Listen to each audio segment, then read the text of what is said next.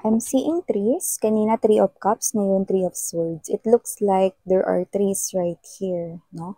It looks like this person right here involved you into a third-party situation. Like, there could be other options. Pwedeng may nag-interfere na other person or someone else sa inyong connection. I'm seeing trees. But also, with that, no, possible rin na meron ditong multiple na mga energies, no, na involved, no? May mga ganon. Okay?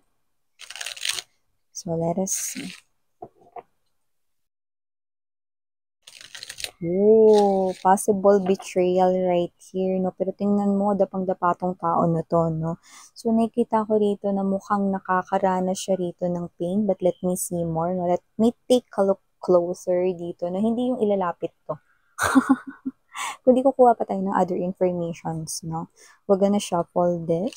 Yeah, by the way, no, mga babes, thank you so much, okay, sa inyong lahat.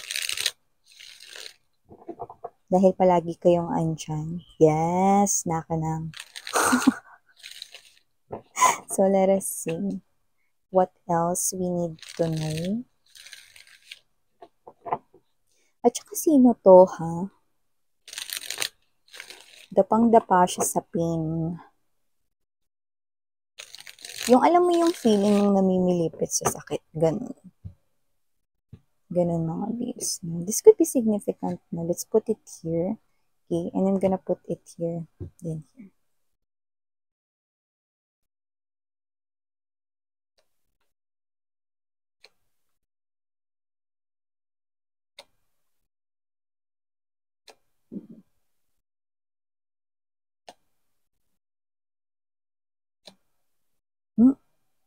Ten of Wands in reverse position beside the Eight of Swords and oh, anyari dito? Sun card, ay, Sun card energy, Nine of Wands right here. But may sino na ba meron dyan? Mamaya, wait lang, no? Ilatag muna natin lahat, no? So, hayaan nyo muna ako mag-react. Devil energy, Four of Swords, and I go. Okay. Okay, nagre-reflect sa ating lamp, no? So, ibaba natin ganito. Dito na lang. Yan, okay na ba mga babes? Okay. So, hi and hello there, collective. My name is Yan. Welcome back dito sa ating channel. Hi, new viewers. Tuloy po kayo dito and you can also bring your other loved ones, friendships ninyo, no? At ang inyong mga crushes kung gusto ninyo, mga jowa ninyo, asawa ninyo, no? Bala kayo.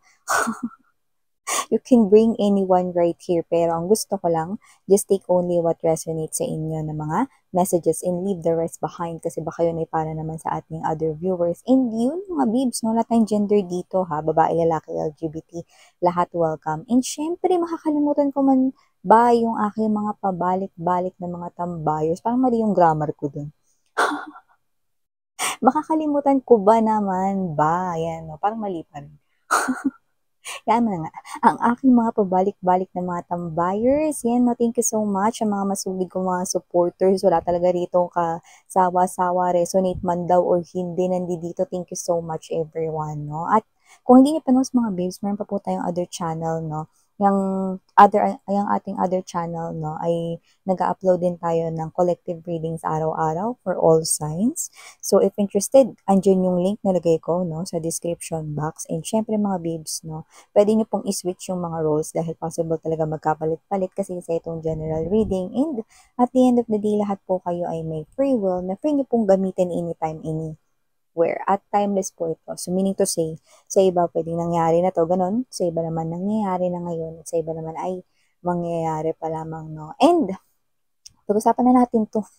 Alam sa tinutumbok na ito mga babes, no? Page of Cups energy, the Moon card, Six of Cups right here, no? Ano ba yan, miss yan, no? Simple lang, no? Nakikita ko rito na nai-imagine mo rito, no? Kung anong klaseng pain ang pinagdadaanan ng person na ito from your past, no? Like ngayon, nai-imagine mo yung kanyang pinagdadaanan dito. So, ano ba nangyari dito mga babes, no? With this Six of Cups right here, Five of Cups energy and the Eight of Wands, mukhang meron ka rito, no, na hindi mo to as in hinagilap. Like, ang energy nito, hindi ikaw yung naghanap, hindi ikaw yung nag-search, hindi ikaw yung gumawa ng paraan para matanggap mo tong mga balita na to. Kusa mo itong na-receive, no? From different sources. Meaning to say, pwedeng narinig mo ito sa kapitbahay. Pwedeng narinig mo to sa inyong parehas na friend. Or baka narinig mo ito sa parehas ninyong kakilala or, someone na nakakilala rin sa kanya, no? Or whatever. Okay? So, ito ay galing sa different sources, no? So, with the Eight of Wands energy, na-receive mo tong messages na to and it looks like, no, dagdag bawas man yung kwento, iisa ang tinutumbok nun. No? Ano ba yun, miss? Yan. Na tinutumbok nun, no? With the Five of Cups energy, itong person na to ay meron ditong pinagdadaanan. No? At mukhang ito ay matindi because ito mga babes no, ay on bended knees. Yan, no?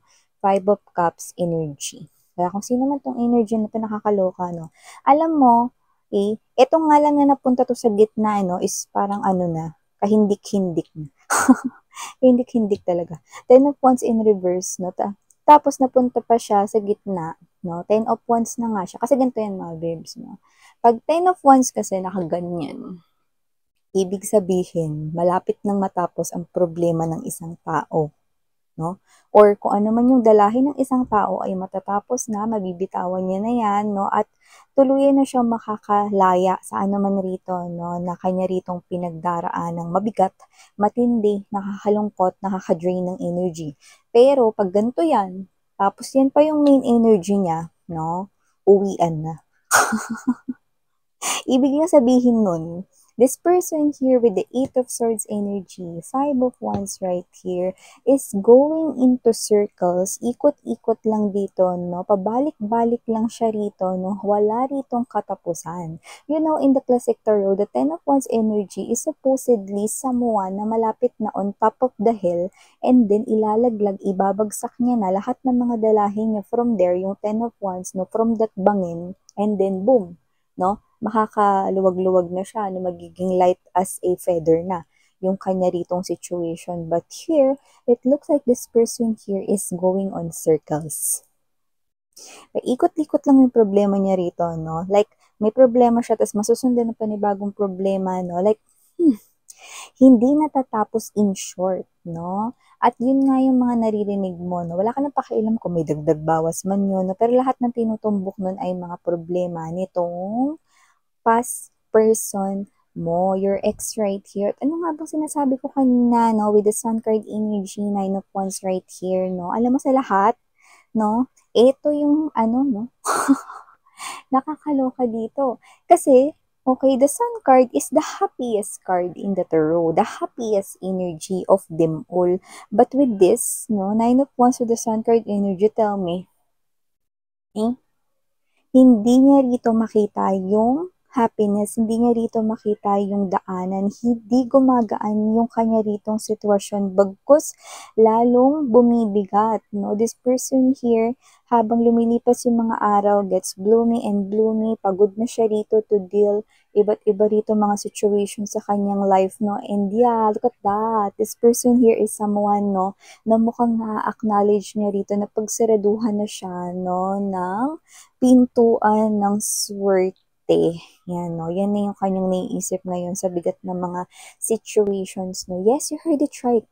Mga. So, this person right here is not only dealing with one specific problem, pero multiple. May problema siya here, problema siya there, problema siya everywhere. Kaya kung sino man tong energy na to, no, nai-imagine mo rito, no, how painful yung kanya ritong pinagdaraanan, no? Pero yun nga mga babes, no? Hindi ko naman nakikita na nalulungkot kayo for him or her. Pero dito, parang alam niyo yung energy ninyo, parang, alam niyo yung parang, yung parang, pag gumanito kayo, diba? Parang, ay, yung sinasabi ko sa iyo, Yan, no? Yung parang, hindi naman kayo ganun ka-affected, pero parang, kayo yung parang, nadidismaya sa pinagdadaanan niya. Nakuha mo? Ganyan yung mga babes, no? Kaya kung sino man tong energy na to, no, hindi naman dito sa parang gusto mong tumakbo sa kanya ngayon, yakapin siya, no, at sabihin, kaya mo yan. Kasi mukhang hindi na ganun yung energy mo. Pero nakikita ko rito na parang ikaw to na parang, ay, wawa naman pala yung tao na yan. Pero, well, yan, no, parang ganun yung energy mo, no? Parang, um, hindi ka affected talaga, pero yung energy mo is nasa middle, no? Middle, yan. Kaya kung sino man tong mga energies na nakaka-resonate dito, kahit naririnig mo yung mga ganyan, no, na hindi magagandang balita, no, kahit na parang yung iba sa inyo, no, hindi naging maganda yung inyong separation or pakikipaghiwalay dito sa tao na to, no, hindi niyo naman talaga winish, no, na siya rito ay dumanas ng ganiti, no, ng mga pagsubok. Pero, gayon pa man, nakikita ko rito na parang kayo to, nice. Alam mo yung parang wala na kayong pakialam, yung nagre-react na lang kayo. Kasi meron dito nagsabi sa inyo ng news, ganun ba? Yung ganun, no? Para lang mapakita dun sa tao na bumalita sa inyo na nakikinig kayo or whatever, no? Pero, in that extent na may pakialam, wala. Hindi ko nakikitang may pakialam kayo rito. Siguro yung iba curious na lang. Pero yung pakialam, 0%. Yung zero na parang, okay, yan nangyayari sa kanya, fine, ganun. No? So, dito nakita ko that with this Devil card energy, Four of Swords energy, Nine of Swords energy, alam mo, okay, nakakaloka to kasi sa mga susunod na mga araw, linggo, at mga darating pa rito na buwan, actually, no, I'm going to get straight to the point. Ay, aabot pa to ng taon, no? Mga taon dito para sa kanya. Ano ba yan, miss yan?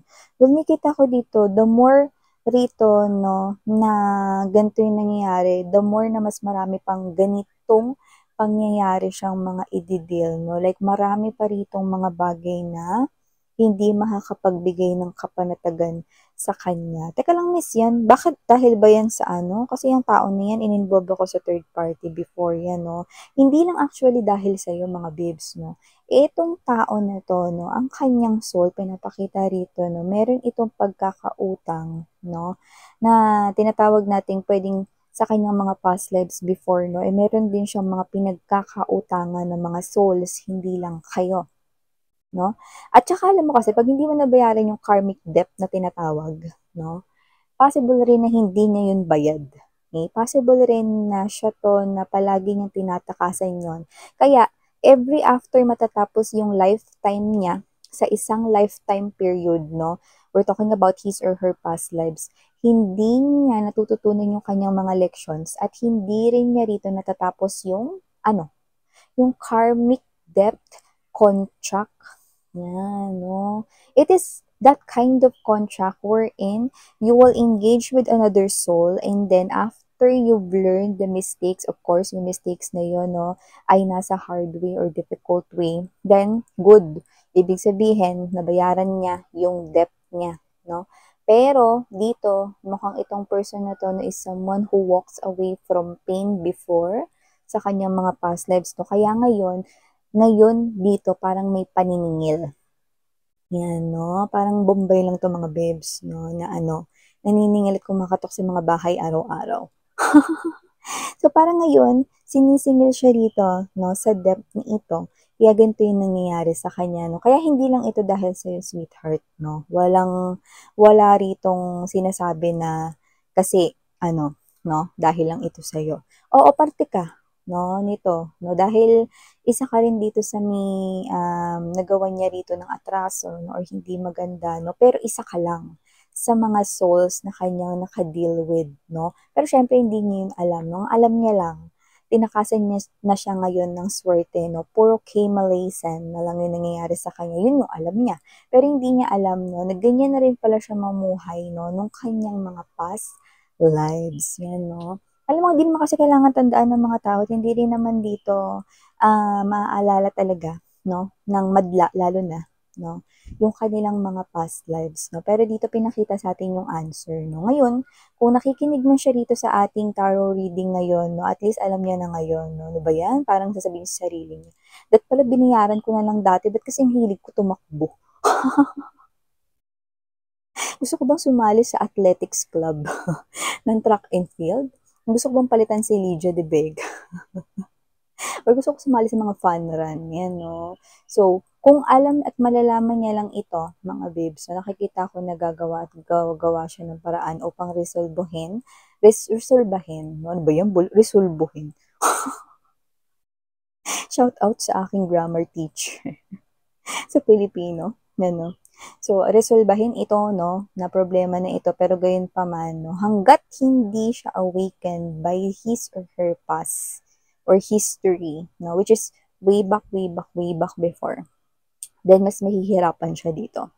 Kasi dito nakakaloka, yung sinabi ko sa inyo, no, hindi lang yan linggo, araw, no, sunod-sunod na mga taon siya ritong madadagdagan ng mga alalahanin, problema, diba? Yun yung nakikita ko sa kanya rito, no? Kaya naman, okay? I hope rito makinig na talaga siya, no? Meron din naman ditong concern ang mga angels niya rito. Yun nga lang kasi, parang masyado siya ritong swamp sa kanyang ego and pride. May lumalabas din kasi dito nagbablock with the Five of Coins energy ang kanyang ego and block. At kapag kasi mataas ang ego ng isang person at medyo ma-pride siya, ano, which is lumalabas na yun ay nasa kanyang karakter, no?